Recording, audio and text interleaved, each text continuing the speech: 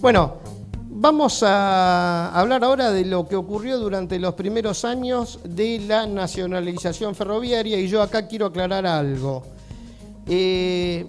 Realmente, sin el menor ánimo de generar grieta, ni de ponerme de un lado ni del otro, ni hacer una cuestión política, yo lo que voy a expresar acá es algo que ocurrió en la Argentina. Nos guste, no nos guste, algunos estemos de acuerdo, otros no, pero es algo real que vivimos y que ocurrió. Y que como parte de la historia, digamos, está ahí, es innegable.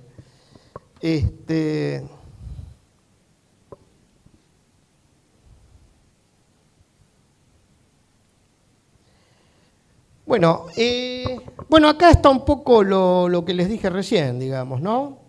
Vamos a hablar de lo que pasó a partir del 1 de marzo de 1948, cuando se nacionalizaron los ferrocarriles. No voy a entrar en detalles de cómo fue en general la nacionalización. Yo creo que lo que es rescatable acá es lo que se hizo durante esos primeros años, que en realidad se le puso mucho énfasis al desarrollo nacional, a la fabricación nacional y al desarrollo de la industria nacional. Esto es un poco lo que les dije recién, o sea, se había tomado la decisión de fabricar en el país con la mayor cantidad de tecnología y de materia prima posible todo lo que se pueda hacer. ¿Por qué? Porque no solo en el rubro ferroviario se hicieron cosas, otros cuantos rubros también fueron protagonistas de ese énfasis que se le puso en la industria nacional, en la aeronáutica, con los famosos aviones Pulqui 1 y 2, en materia automotriz con el rastrojero, con el auto justicialista, bueno, con la motoneta, que le llamaron la pochoneta en su momento. O sea, en muchos rubros se le puso mucho énfasis a lo nacional. Por ejemplo, acá, en el rubro tranviario, se fabricó este tranvía que se produjo acá en lo que hoy son los talleres Polvorín del subte, de Subterráneos de Buenos Aires, que están ubicados en Emilio Mitre y José Bonifacio, de donde sale el tramway histórico de Buenos Aires los fines de semana.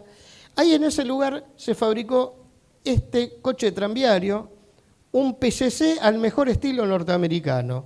Era unidireccional, o sea que tenía cabina de conducción en un solo extremo, porque estaba preparado para circular en circuitos tranviarios con loop de retorno.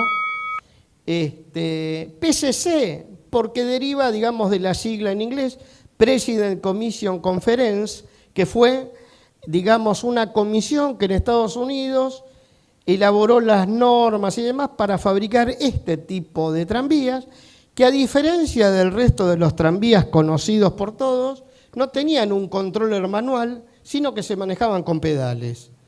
No es que se pedaleaba como un karting, obviamente, tenía un pedal de aceleración y uno de freno. Y tenían otras características muy particulares, como tener un sistema de suspensión muy, muy sensible, que tirando del pasamanos se podía balancear el coche. O sea, tenían una serie de innovaciones muy distintas a lo conocido en materia tranviaria. Acá tenemos, bueno, algunos ejemplos, un dibujo de cómo era ese tranvía, fotos del interior, inclusive muchos elementos del interior de este tranvía fueron tomados de los ómnibus Mack y General Motors que usaba la Corporación de Transportes de la Ciudad de Buenos Aires en aquel momento, porque este tranvía nació en esa época.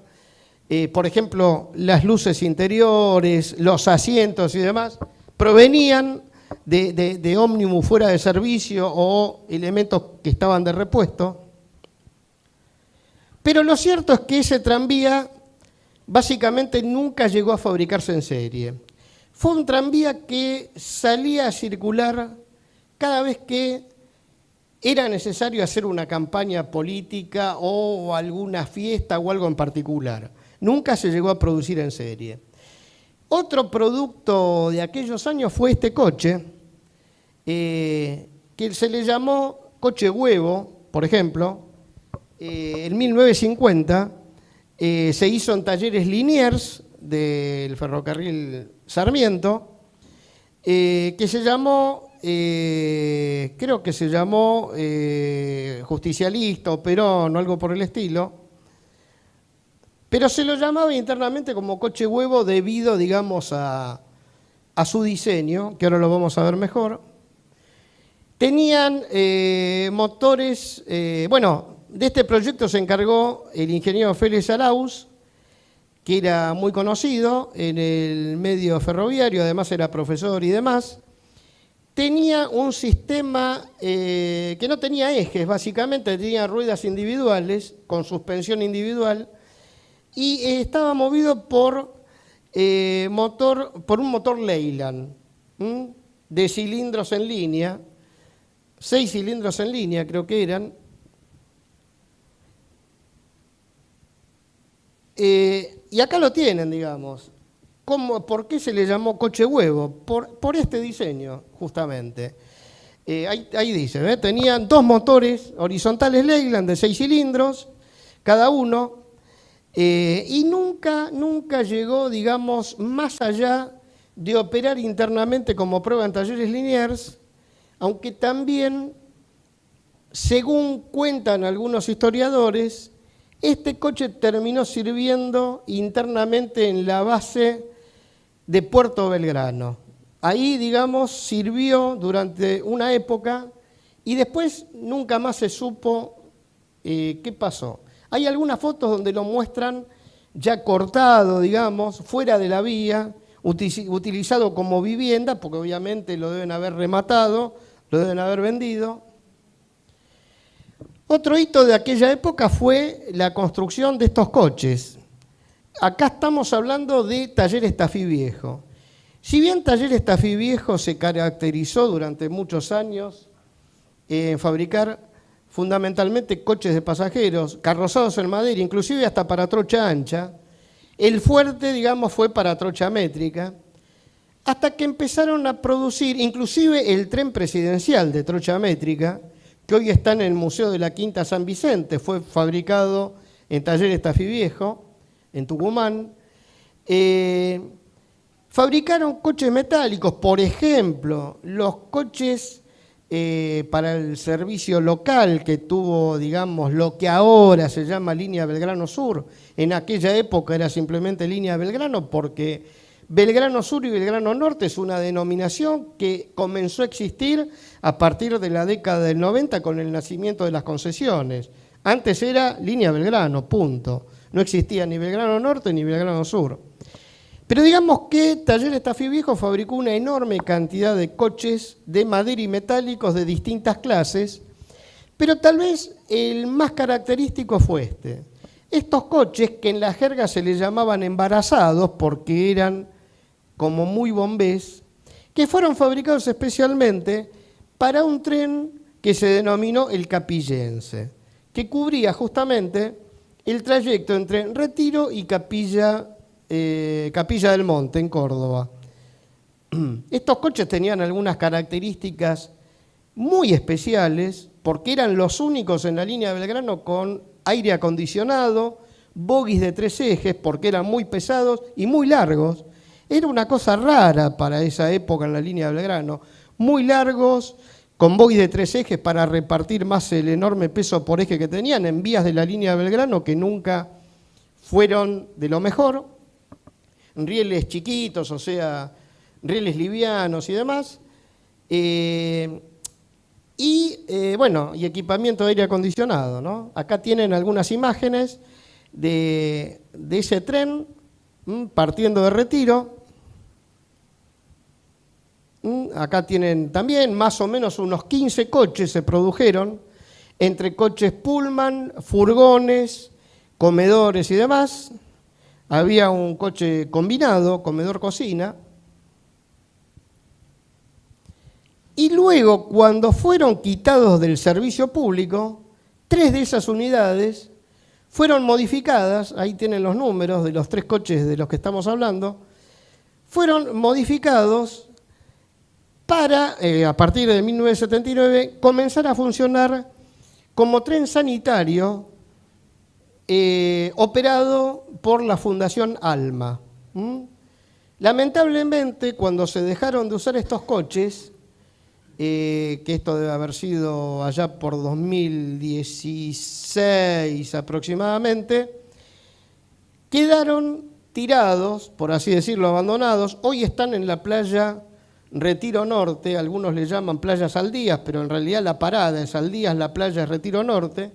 Están abandonados ahí a merced de cualquier vándalo que ya le deben haber lamentablemente robado cosas y demás. Y es una pena porque son los únicos 3 coches que quedan enteros de esta característica, no hay más. Acá tienen, bueno, un croquis de cómo eran, bogies de 3 ejes, con distintos esquemas que tuvieron y demás. Y después llegamos a esto. Esto se hizo en Talleres Laguna Paiva. Los famosos OB, OB1 y OB2. ¿Qué quiere decir OB? Ómnibus de vías, así sencillito. Que eran una especie de coches motores hechos en Talleres Laguna Paiva, con los que se hicieron algunos servicios relativamente cortos. No merecían esos servicios, a lo mejor, ser explotados con coches motores diésel de mayores dimensiones y demás. Acá lo vemos. Estuvieron expuestos en Retiro, por ejemplo, en una exposición que se hizo al costado, digamos, de lo que sería la plaza hoy Fuerza Aérea Argentina. Eran 2 coches que se usaban de manera individual, independiente. Cada uno tenía, bueno, 25 asientos, baños, un pequeño furgón para equipaje. Eran monocabina, o sea, tenían cabina en una sola punta, lo cual obligaba a operar en lugares donde haya mesas giratorias para girarlo, o triángulos para poder invertirlo y seguir, digamos, siempre con la cabina hacia adelante. Hasta que un día dijeron, ¿qué pasa si los ponemos a operar acoplados permanentemente? Y formamos una dupla, como esto que terminó siendo. Entonces, el baño y el compartimiento de equipaje se le dejó solo a un coche, como vemos ahí en el dibujo en planta, para con el otro ganar el espacio y colocar más asientos. Total, al operar, digamos, los 2 juntos, con tener uno de los coches un baño y un equipamiento de equipajes era suficiente. Cada uno tenía su propio motor, por supuesto, y su propia tracción. Bueno, y acá llegamos a una época icónica, digamos, en lo que fueron nuestros ferrocarriles, que fue la FADEL. La FADEL era la Fábrica Argentina de Locomotoras que funcionó en Talleres Liniers de la línea Sarmiento en 1951. Ahí tenemos, digamos, algunas vistas, una vista muy vieja de lo que fueron los comienzos de Talleres Liniers, otra más actual. Y este señor fue un protagonista de esas locomotoras y de muchas otras cosas que ocurrieron en el ferrocarril, el ingeniero Pedro Celestino Sacaglio. Acá lo tienen en pantalla. Él estuvo muy involucrado, fue el artífice en realidad de estas locomotoras. Él era ingeniero mecánico del Ferrocarril Sud, así se denominaba el cargo del ingeniero mecánico. Durante su época en el Ferrocarril Sud hizo cosas bastante interesantes que ahora vamos a ver, pero continuando, digamos, con el proyecto de fabricación de estas locomotoras dieseléctricas, eran todas en principio para trocha ancha y el proyecto contemplaba fabricar 610 unidades dobles. Sacaglio fue el artífice, el creador de los famosos trenes eléctricos del Ferrocarril Sud, que no eran trenes eléctricos con alimentación por catenario o tercer riel. Tenían autonomía propia. ¿Esto qué quiere decir? Que tenían una locomotora diésel eléctrica en un extremo, llamada usina, porque esa locomotora, además de alimentar eléctricamente los motores de tracción propios, enviaba energía eléctrica a motores de tracción que estaban en varios de los coches remolcados. Y esos coches remolcados, el del extremo opuesto a la locomotora, tenía una cabina de conducción. Podríamos decir que era una suerte de push-pull de aquella época, que en lugar de ser como los push-pull que conocimos acá, impulsados por locomotoras diésel, como la línea Belgrano, Roca, y uno experimental que funcionó muy poquitito tiempo en la línea San Martín, digamos que esto podrían haber sido los primeros push-pull. De estos creo que hubo 3 trenes en total que operaron durante bastante tiempo. Con respecto a la fabricación de esas locomotoras, Anacleto Tovar, que es este señor que está acá a la izquierda, fue el único asistente que tuvo Sacayo en todo el desarrollo de lo que fueron las locomotoras Justicialista y la Argentina. Ahí tenemos un dibujito, digamos, de lo que sería el frente de una de esas locomotoras. Esta es una maqueta que hubo en Talleres Liniers, donde se ve cómo eran las locomotoras, que eran locomotoras de 2 cuerpos. Cada cuerpo tenía 2 motores diésel en cada cuerpo, y los bogies tenían 4 ejes, cada bogie, para poder distribuir el peso por eje de cada uno de los cuerpos. En una primera etapa, de las 610 iban a fabricar 140, en una primera etapa. A esta primera locomotora se le identificó como CM1 y se la llamó Justicialista, que inclusive acá, no sé si se llega a ver en la foto, hay como una especie de firma que dice Justicialista, ya capaz que lo vemos más adelante en otra foto. Arriba vemos la etapa de fabricación de esa primera locomotora. Bueno, acá vemos más en detalle cómo era, con los frentes, la cola de cada una de las locomotoras que estaba acoplada, el lateral y demás, y acá es donde les digo que decía Justicialista, en una especie, digamos, de letra cursiva, gracias. Estaban equipadas con freno de aire comprimido, aunque también podían enviar a la formación freno vacuo. En esa época, salvo el tren El Marplatense, los coches Bud de acero inoxidable, todo el resto del parque de coches remolcados en trocha ancha y media funcionaban con freno vacuo, freno de vacío. Acá tenemos algunas imágenes de lo que era el generador principal. Y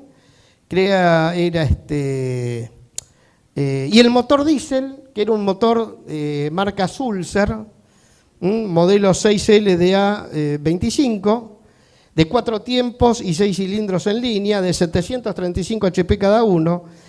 Imagínense que los 2 cuerpos, los 4 motores que estaban distribuidos en los 2 cuerpos, llegaban a una potencia de 2.600 HP, mientras que hoy una sola locomotora, por ejemplo una General Motors GT22, tiene 2.400 HP brutos, 2.250 al gancho, digamos, netos de tracción, pero digamos que prácticamente una sola locomotora de un solo cuerpo y mucho más chica tenía la misma potencia que esta, que era de 2 cuerpos, grandota y demás.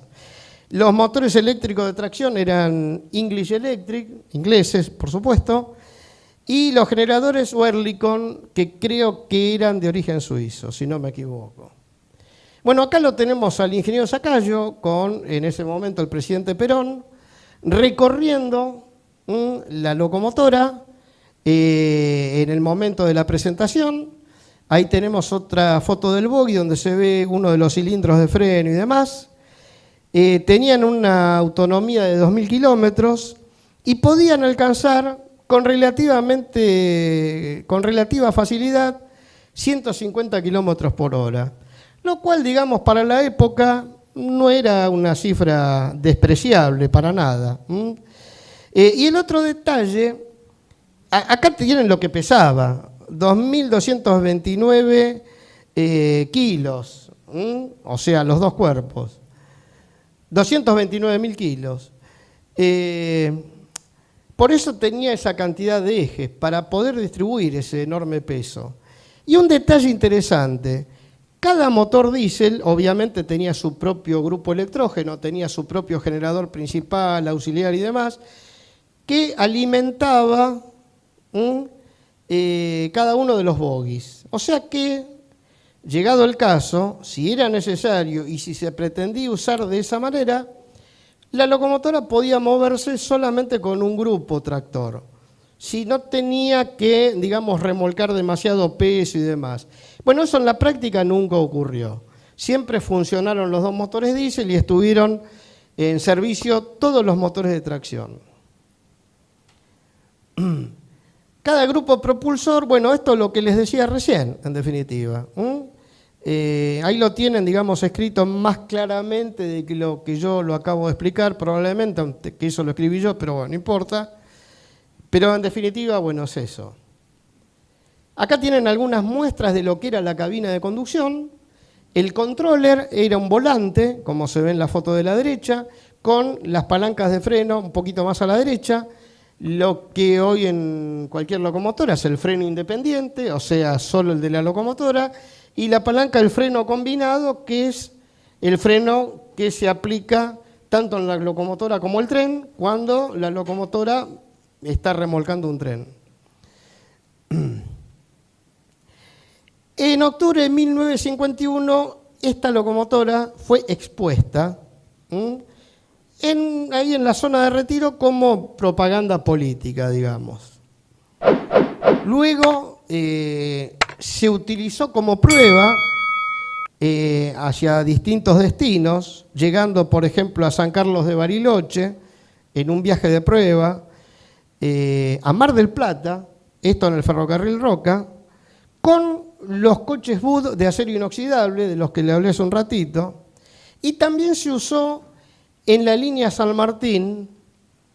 Bueno, estos son los coches Bud de acero inoxidable que lamentablemente dejaron de funcionar en el año 2015 y están por lo menos 5 de ellos guardados adentro de los talleres Remedios de Escalada. Esto es una pena también que no se pueda restaurar porque podrían servir como tren turístico. Y acá la tienen en la foto de abajo, por ejemplo, circulando con el Aconcagua, entre Retiro y Mendoza, también como prueba, aunque finalmente quedó afectada, quedó diagramada en el servicio entre Plaza Constitución y Mar del Plata, haciendo el viaje ese famoso de las 4 horas y un ratito, 4 horas 15, donde ese tren tenía prioridad de paso absoluto, ¿ok? O sea, no se detenía, tenía prioridad de paso y demás. Luego llega la locomotora gemela, con pequeñas diferencias estéticas, por ejemplo, en el frente, poca cosa.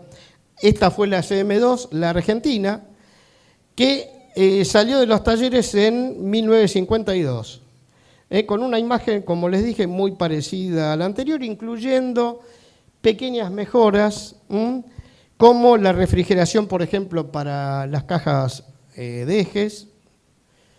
Y este es el proyecto que hubo después, que era continuar la fabricación de esas locomotoras, pero ya no con 2 cuerpos, sino con un solo cuerpo, como esta. Un solo cuerpo con 2 cabinas, manteniendo el mismo tipo y modelo de bogies y con 2 motores diésel en lugar de 4. Esto, lamentablemente, nunca se cristalizó, nunca llegó más allá que el plano. Y esto era el diseño que se había previsto para las locomotoras de trocha métrica, que era, digamos, siguiendo un poco la línea de las de ancha, con unas cuantas variantes, yo creo que en función de ajustar al gálibo de trocha métrica. Esto tampoco nunca pasó de un proyecto. Bueno, para eso Fadel comenzó a construir en Mendoza una fábrica para empezar a fabricar, digamos, a producir en serie estas locomotoras. Y con motivo de la fabricación de los motores, porque los 80 primeros motores se fabricaron en Italia, los fabricó Fiat de Italia, los 200 restantes se fabricaron acá en la Argentina, en la planta GM de Grandes Motores Diesel, que fue inaugurada con ese propósito. O sea, la fábrica, Grandes Motores Diesel nació por este proyecto. Grandes Motores Diesel estaba al lado, prácticamente en el mismo predio de Matterfer, de la fábrica actual Matterfer, en Ferreira, provincia de Córdoba. Recordemos que en esa época era todo, Fiat era el dueño de todo eso. Hasta que en 1955, con el derrocamiento del gobierno de Perón, el proyecto fue interrumpido. Se interrumpió la fabricación de las locomotoras, todo. Muchas carrocerías que ya se habían empezado a fabricar quedaron así en distintos procesos de fabricación. Acá vemos simplemente el esqueleto, digamos, la estructura de esas carrocerías que quedaron durante muchos años abandonados hasta que finalmente, bueno, se desguazaron. Y durante varios meses las dos locomotoras desaparecieron de escena, dejaron de circular. Finalmente aparecieron nuevamente con algunos cambios. Por ejemplo, ya la justicialista no se llamaba justicialista, se llamaba Libertad, y la decoración, los colores también cambiaron por este que vemos acá en esta imagen. En definitiva, circuló la primera de ellas hasta el año 1962 y la más nueva, la CM2, hasta el año 63. ¿Qué es lo que se argumentó en su momento? Las razones por las cuales se sacaron de servicio estas locomotoras, que no tenían sopladores, como tienen hoy todas las locomotoras diésel, sopladores para los motores eléctricos de tracción. Que a través de un fuelle se le inyecta aire a presión a los motores de tracción para refrigerarlos. Bueno, decían que levantaban los motores de tracción mucha temperatura porque no estaban refrigerados, pero sin embargo se vinieron usando muchísimos años, aún con eso mismo, con ese mismo defecto, digamos. Pero bueno, lo cierto es que cuando se sacaron de servicio quedaron tiradas, abandonadas dentro de los talleres Remedio de Escalada hasta que finalmente, bueno, fueron desguazadas. Perdón, y acá les quiero traer esto y ya terminamos. Hay un mito, esto no se sabe en realidad si fue un mito o una realidad. Se cuenta que el diseño del frente de estas dos locomotoras seguía el diseño de la gorra del general Perón. Por eso ahí dibujé una silueta de lo que sería la gorra con el frente de la locomotora. Pero en realidad nunca se supo si esto fue así realmente, si existió esto en la realidad o simplemente fue un mito. Yo lo traigo acá, se los muestro y se los dejo para que saquen sus propias conclusiones. Y ya con esto terminamos. Muchas gracias.